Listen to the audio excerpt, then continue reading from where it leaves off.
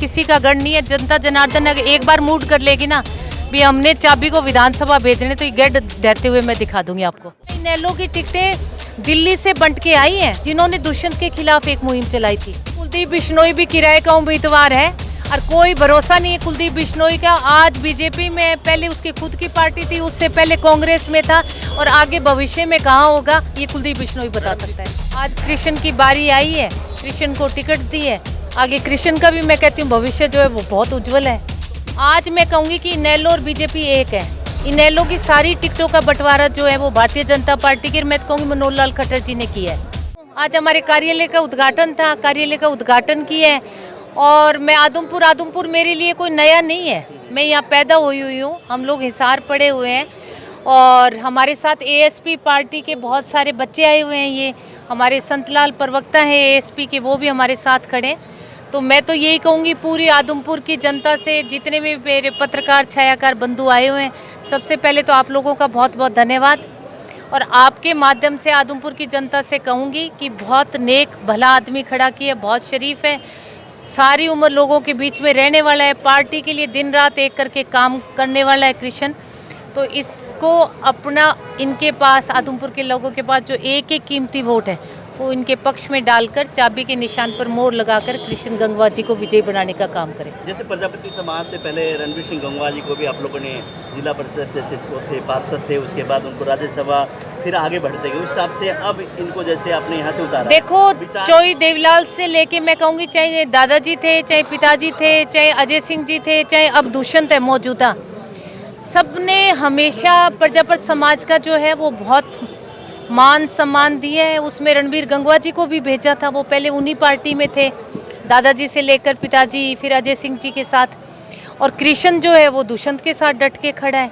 आज कृष्ण की बारी आई है, कृष्ण को टिकट दी है, आगे कृष्ण का भी मैं कहती हूँ भविष्य जो है वो बहुत उज्जवल है।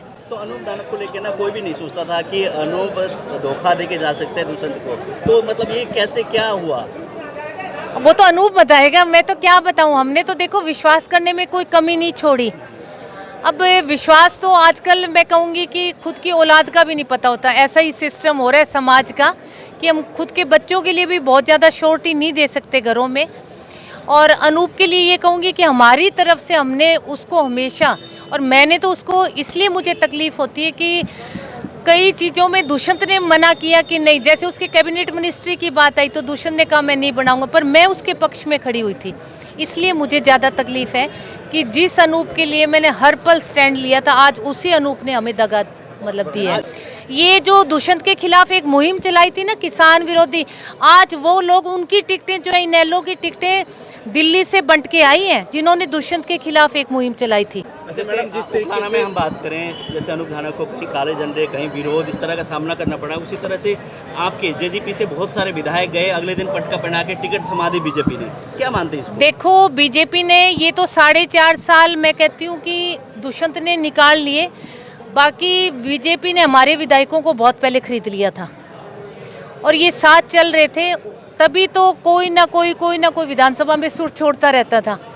और अनूप जो है वो लास्ट में बिका। मैं ये नहीं कहूँगी कि अनूप पहले उन लोगों के साथ था, अनूप को तो लास्ट में 2 महीने के बाद खरीदारी हुई अनूप की। कई बार डॉक्टर साहब भी कहते थे, वो तो जोटो भी कह रहनी भी, अनूप जोटे की जरिए बिक गयो। डॉक्टर साहब ने, डॉक्टर अजय सिंह ने कहा कि आया सीएम कहने वाली जो टीम वो कहाँ गई, एक बार सवाल भी उन्होंने किया था। कहने के दुष्यंत जी भी एक तरह से वो गए थे कि हाँ युवाओं ने जोश में है तो युवाओं के साथ लग जाऊँ, युवा मेरे साथ है, तो कहने के धोखा करके गए दुष्यंत जी के सारे लोग।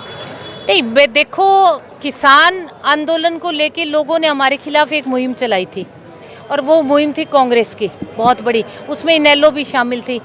आज मैं कहूँगी कि इनेलो और बीजेपी एक है।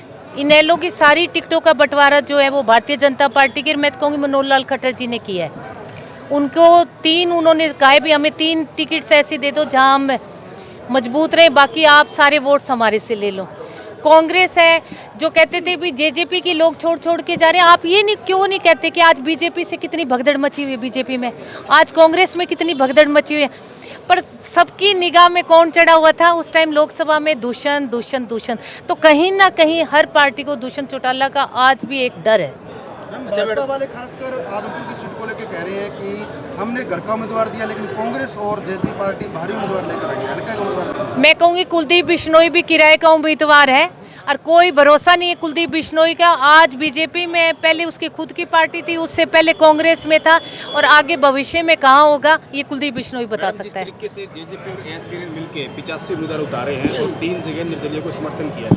हम हरियाणा की बात करें, बीजेपी दावा कर रही है, कांग्रेस दावा कर रही है, आप कैसा मुकाबला देखते हैं? हम बहुत अच्छे मुकाबले में हैं और अभी इलेक्शन की शुरुआत है। आप देखना, जो ये जिन लोगों को एक कांग्रेस ने जो पैसा इकट्ठा किया है टिकट्स के बहाने, अब मैं आदमपुर की सुन रही थी, कहती 41 लोगों से फार्म भरवाए उन्होंने, टिकट दिए 43वें को, तो क्या वो 41 बगावत नहीं करेंगे?